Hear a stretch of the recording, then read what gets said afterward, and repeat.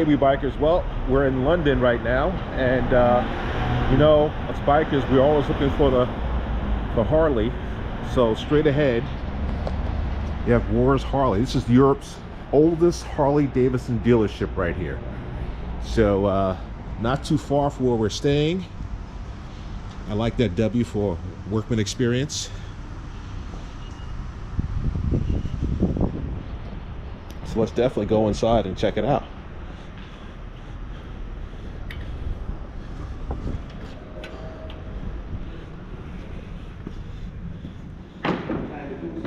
Oh, here we go. So when you first come in, this is what we're seeing. Baggers, of course. Awesome. This ride has been sold. Got a Pan America over there.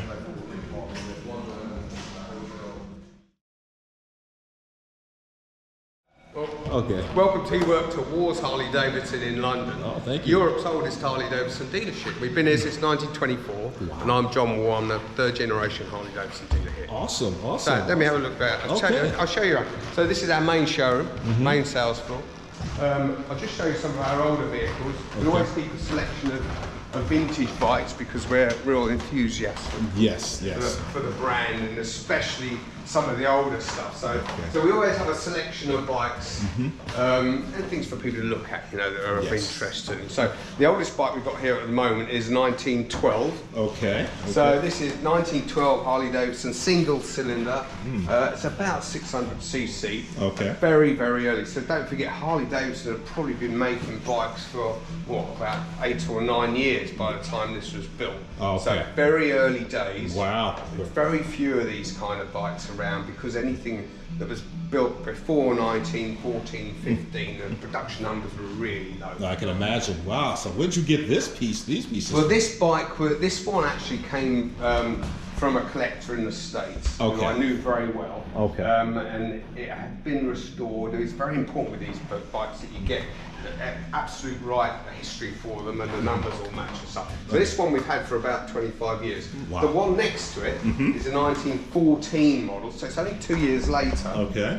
But it's massively advanced compared to that one next to it. Really? This is the first Harley-Davidson with a gearbox.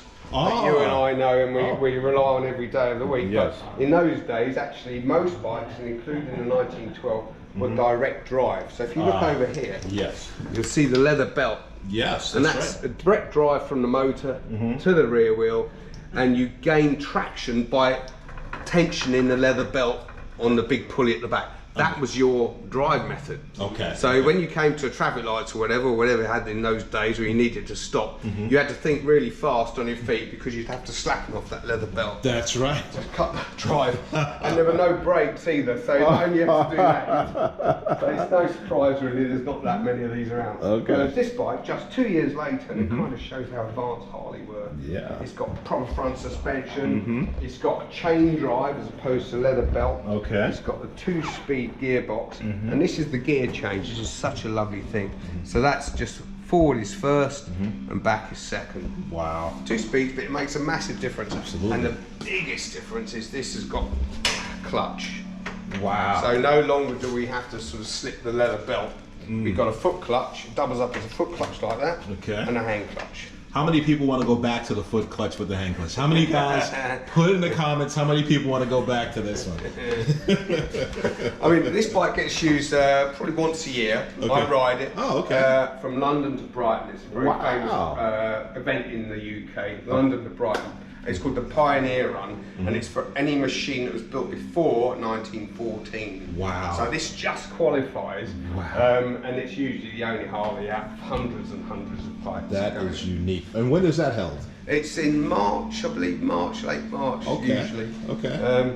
So yeah, it's worth going to see actually. It's a good event. Awesome. You look it up. It's run by the Sunbeam Motorcycle Club. Okay. Google it and you'll Absolutely. I'll put the link in the comments, guys, for you guys to take a look. So there's a couple of our really old bikes. Then we've got some other stuff here of interest. We've got an early racer in the classic Harley-Davidson black and orange racing colours. Yes. Now this is an XR750 motor, so this is early 70s, would have been good for probably about 150, 160 miles an hour. And it's the same sort of machine that was piloted by the legendary racer Carl Rayborn. Wow. So very rare. Okay. This bike here is a real gem actually. This is a Sportster, a 1957 Sportster, and anybody who knows about Sportster will know that's the first year of production. Wow. So these are super rare. It just came out, the Harley just came out with the iron head motor, super fast, 100 miles an hour out of the box this bike. For the time, it was just groundbreaking, and a really, really pretty bike to look at as well. Absolutely, yeah, yeah. This bike here, this is probably one of our most special bikes. This is a 1946 EL knucklehead. Okay. Now anybody who's in Harley knows the the knucklehead is the holy grail. Yes, The machine to have. And we're very lucky to have this bike because we've had it. Well, they're second owners actually. It belonged originally to the dealer, the Harley dealer in Buffalo, New York. Okay. And he had it from new. Wow. And he kept it through the 50s, 60s and 70s. And then in the 70s, I think he was about to retire, and he knew my father, Fred Warr, and they both admired each other's bikes. My father was very much into the military 750s. Okay. That's the bike that sort of kept us going in the years when you couldn't get new Harleys in the UK. Wow, that's right, and they were very reasonably priced, I heard, very too, right? reasonably priced, because there was loads of them. Yes. And of course, after the Second World War, there was loads and loads of surplus, and nobody wanted a green bike. Everybody wanted something. They wanted to forget about it. So there was a lot of spares around. This is a holster. Because after the Second World War, there was an I've never seen this before. On new vehicles that made new Harleys astronomically priced. So there were very few available. Okay. And we've been a Harley-Davidson dealer since the 1920s, but that period from the outbreak of war, 1939 to 1945, there were no new Harleys, no reductions, just military stuff. Okay. And then immediately after the war, it was very difficult to get new bikes in. Wow. So we were relying to keep going on renovating, restoring, civilianising this bike, known as the Liberator. Look at this, hey, and just a hat tip, because I just moved to Texas last year. So it's a hat tip to those in Texas. You see now, on this military bike, this is the first time I've ever, because it's my first motorcycle military bike, seeing a holster on the bike. Unbelievable. And if I believe correctly, over here, you also have the ammo canister. That's correct. Over here. Amazing. What's unique about this bike? How is it different from others because it was built for the military? It had to be very, very robust, very easy to use, because don't forget, most of the kids would just get on this bike. They might have been 17, 18 years old. That's right. Off the farm somewhere. That's right. Suddenly they're in the military and you've got to ride on these, and not just ride it, you've got to depend on it for your life. So they really had to be trained, and there was a special school in the States, and you can see some archive footage of it here and there, of the things they used to do. They were trained to lay the bike down on its crash bars and sort of duck behind it and fire their gun. Crazy stuff. I'm going to look for that footage, guys. You know, YouTube, I'll be able to find everything. And jumped, this is no motocross bike, but those boys didn't care. They were... Wow, that's right. They're 16, 17 years old, and probably the first one of the first motorized vehicles they've seen. So very tough, very reliable, and they had things on it that made it different. It had an oil bath air cleaner, which sounds really weird, but the thing is, it was designed to filter any rubbish out. Wow. Don't forget, this bike operated in desert conditions, all sorts of stuff. And when other bikes might be falling by the wayside, this machine kept going. Wow, awesome. So it was really sort of appreciated. It was a really genuinely robust, sturdy machine that just kept going and going. And of course, by the time the war was ended, there were loads of them in Europe. I think Harley made, correct me if I'm wrong, but it's about 80,000 units. Oh, wow. Now, quite a lot of those ended up at the bottom of the Atlantic, unfortunately, because of the convoy situation, but those did end up in Europe. Wow. And after the Second World War, that's what kept Harley business going, certainly for us in the UK. Yes. So, at that point, when that bike was sort of just ending its life, Harley-Davidson came out with this beast, the Knucklehead. Wow. And you can see it's in glorious civilian colours. This is the original paint on this bike. Wow. Yeah, this bike is completely original. Now I have the Road Glide 2022 CVO. Very previous green. And you know what? I'm glad to hear it's all about the paint. Look, this thing. This thing is ancient, guys. Even in its age, it looks unique. Yeah. Right? We would try to mimic this right now. It doesn't get more original than this bike, so it's only ever had the 2 owners. We're the second owner. It gets used regularly. It's a lovely piece of kit. And that motor, the EL knucklehead, it starts on the kit. Oh boy! And it's sweet.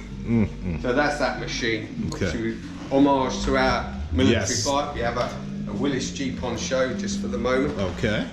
An Evel Knievel type replica Sportster. Yes. And of course, so that gives a bit of interest, and some of the stuff on our walls explains some of the history of the dealership, and it goes back a bit in time. Up here, for anybody who's familiar with Dave Mann of Easy Rider fame, the artist, we're the only dealership to ever feature in a Dave Mann centre.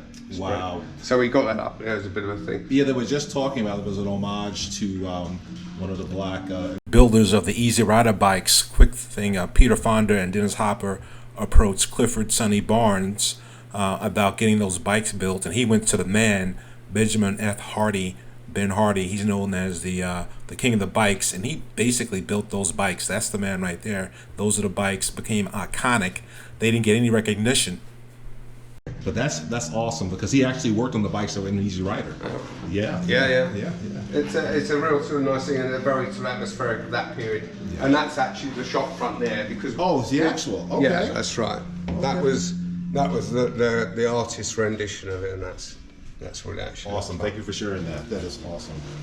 So we're in a building now that was built for us in 2000. Oh, okay. It's on the same site. Yes. But by the time we got to sort of the early 80s and 90s, Harley were on a real roll, and we were selling lots of bikes. And so we needed a big premises, so that's why we're in this building here. Okay. Built especially for us. It is. We have all sorts of new machines. Yes. New road glides. Pan Americas. Yeah. New Sportster range, of course.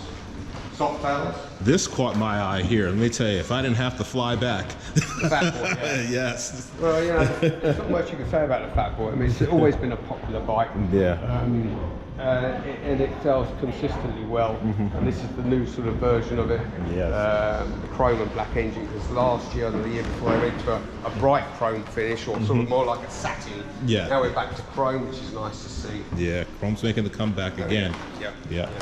There's only so much denim black you can have. That's true. Yeah, mine's is all blacked out. I like it, but I think the next bike I have to get the chrome. You got to have an homage to the chrome. And you got your newer bikes here. Newer bikes, used bikes, some of our custom bikes. Okay. Another blue Fat Boy there. Okay. There's some information here again to try and give people a feel for the dealership. We have some of our history. Okay. Various commemorations of points in time. Okay. So 80 years and 90 years, and next year we celebrate our 100 years. Awesome. Yeah. Any differences in the bikes that are sold in, say, California and in the States, where they have a lot of emission controls, which really affects the tuning of the bike? Yeah. What's the difference between what's here? Well, we still have lots of emission controls, but they're different sets of standards and different things required. So a Californian bike probably is different to a bike that's sold in Switzerland. Yes. But in reality, at the end of the line, they probably perform the same. Absolutely, But the different boxes are ticked, so there may be different stickers on them and different lighting criteria and stuff like that. Okay. In effect, you can't really take a bike from California and drop it into Switzerland or the UK without a big deal of trouble and to try and get it re-regulated. It's possible, but it's costly. So you're better off sticking with a bike that was originally destined for the international market. Understood. It's come from the same place, but it's obviously gone through a different set of specifications. And it may well have been made in a different place as well. Depends on the production facility. That's something that's good to know, because as we are a global society now, people may try to buy bikes overseas, and they better realize that. Yeah, it's worth checking. Yeah, definitely worth checking. Okay. So we have some history here, some of the events we've done, some of the races we've won. We've always been very keen on racing and wars. Okay. We've got letters from people like William Harley and people like that. Awesome. This represents the Harley-Davidson. Was the first bike in the UK to get over 100 miles an hour. Wow, okay. And this is an original poster celebrating that fact. And it was in 1921. Nice, that's awesome. Well, we bikers, that's our quick tour of the Ward's Museum. Again, this is the oldest Harley dealership in Europe, we have more to come with Warrs.